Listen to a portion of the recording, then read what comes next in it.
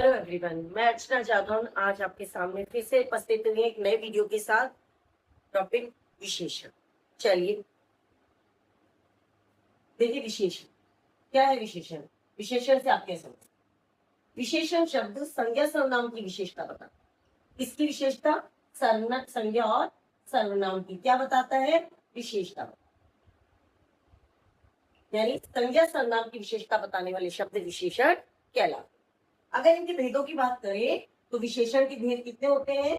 विशेषण के भेद होते हैं चार। चार भेदों की बात करें तो कौन कौन से चार भेद हुए? चार भेद हुए। पहला हुआ गुणवाचक विशेषण, गुणवाचक विशेषण। दूसरा परिमाणवाचक, परिमाणवाचक विशेषण। तीसरा संख्यावाचक विशेषण। और चौथा और अंतिम है सार्वनामिक या संकेतवाचक या संकेतवाचक विशेषण। तो ये चार भेद। गुणवाचक विशेषण से क्या समझते हैं? गुणवाचक विशेषण का मतलब है कि वे विशेषण शब्द जो संज्ञा और सर्वनाम, किसकी? संज्ञा सर्वनाम क्या बताते हैं? रूप, रंग, गुण, दोष इत्यादि का बोध कराते हैं। वो क्या कहलाते हैं? गुणवाचक विशेषण कहलाते हैं। अब है परिमाणवाचक। परिमाण का मतलब क्या होता है? नाप। तो वे विशेषण शब्द जो संज्ञा या सर्वनाम के माप तौल का माप अधिक है या ज्यादा है, ठीक है, यहाँ पर परिमाणवाचक विशेषण कहलाते हैं। ये दो प्रकार के माने गए हैं, निश्चित और अनिश्चित। निश्चित परिमाणवाचक और अनिश्चित परिमाणवाचक। यानी निश्चित माप तौल का बोध कराते हैं, जैसे 2 किलो चावल, 2 किलो चीनी। और अनिश्चित परिमाणवाचक जैसे कुछ चावल, थोड़ा दूध, थोड़ा तेल। इस प्रकार के शब्दों का इसमें प्रयोग किया जाता है। इस तरह के शब्दों वाक्यों का इसमें प्रयोग किया जाता है। संख्यावाचक विशेषण क्या होता है? संख्यावाचक वे विशेषण शब्द जो संज्ञा सर्वनाम की संख्या का बोध कराते हैं। किसका बोध कराते हैं? संख्या का बोध कराते हैं। इसमें भी निश्चित और अनिश्चित दो भेद है, निश्चित संख्यावाचक विशेषण और अनिश्चित संख्यावाचक विशेषण। निश्चित संख्यावाचक विशेषण और अनिश्चित संख्यावाचक, इसके भी दो भेद है। संख्यावाचक, इसके भी दो भेद, निश्चित संख्यावाचक और अनिश्चित संख्यावाचक विशेषण। यानी निश्चित संख्या का बोध कराने वाले वे विशेषण शब्द जो संज्ञा सर्वनाम की निश्चित संख्या का बोध कराते हैं। निश्चित संख्यावाचक जैसे 2 बालक, 10 खिलौने। यहाँ पे अनिश्चित संख्या यानी कुछ बालक, है ना, इस तरह के शब्दों का याद। आगे जो सार्वनामिक, सार्वनामिक की बात करते हैं। सार्वनामिक विशेषण क्या होता है? देखिए, सार्वनामिक विशेषण, सार्वनामिक विशेषण की यदि बात करें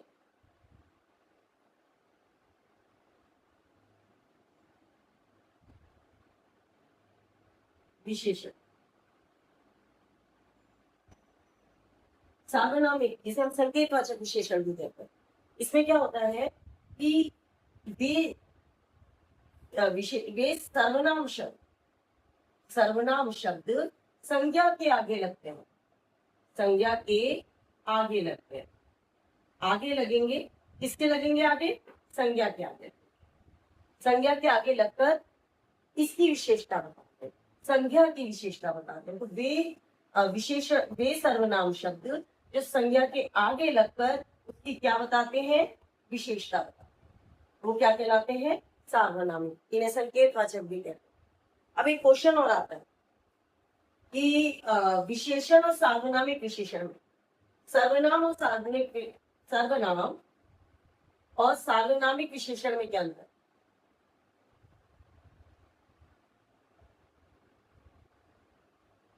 देखिए, सर्वनाम जो लगता है वो संज्ञा के स्थान पे लगता है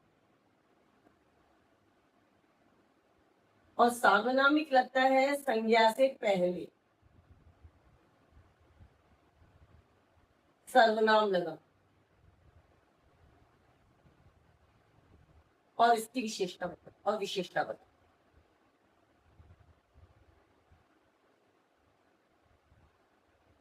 इतनी बस सोचो। चलिए आगे बात करो। ये तो हो गया हमारा सर्वनाम और सार्वनामिक विशेषण में अंतर। अब हमारे सामने दो शब्द आते हैं, एक तो आता है प्रविशेषण और एक आता है विशेष।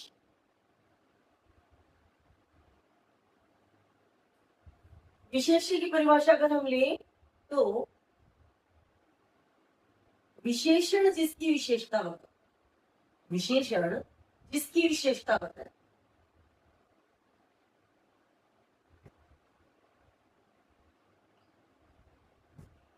वो कहलाता है विशेष। जैसे आपके संज्ञा और सर्वनाम जो होते हैं ना, संज्ञा और सर्वनाम, ये दोनों क्या है, विशेषण। अगर बात करें प्रविशेषण यानी विशेषण की भी विशेषता, विशेषण की भी विशेषता बताने वाली,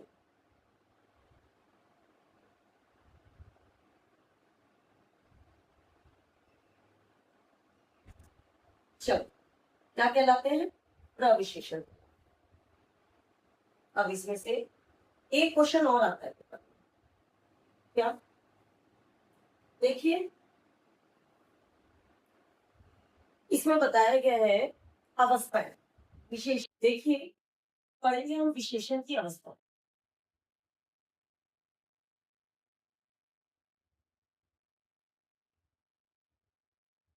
देखिए विशेषण की अवस्थाएं जो है वो तीन होती, कौन कौन सी, मूलावस्था, उत्तरावस्था, उत्तमावस्था। क्या होती है मूलावस्था, जैसे देखिए चतुर्वेद में, ये शब्द अपना मूल अवस्था में, अगर हम दो में से एक को चुनेंगे, इसमें से दो में से एक को चुनना है तो हो जाएगा चतुर्तर, ये हो गया आपका उत्तरावस्था। यदि हम बहुत में से एक को चुनेंगे, बहुत में से एक को चुनेंगे तो हो जाएगा चतुर्थम, चतुर्थम। तो ये होगी उत्तम अवस्था। तो विशेषण की कितनी अवस्थाएं होती है, तीन अवस्थाएं, कौन कौन सी, मूलावस्था, उत्तरावस्था और उत्तमावस्था। अब अगर हम बात करें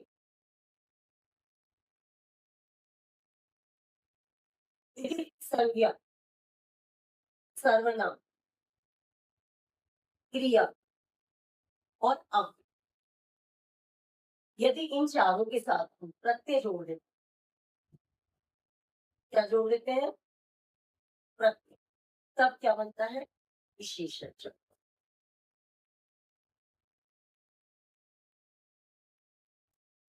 तो हमारा विशेषण टॉपिक यहीं तक था। इसके साथ ही हमारे संस्कृति संगम चैनल को लाइक कीजिए, सब्सक्राइब कीजिए और अधिक से अधिक मात्रा में शेयर कीजिए और इसी प्रकार हमारा सहयोग करते रहिए। धन्यवाद।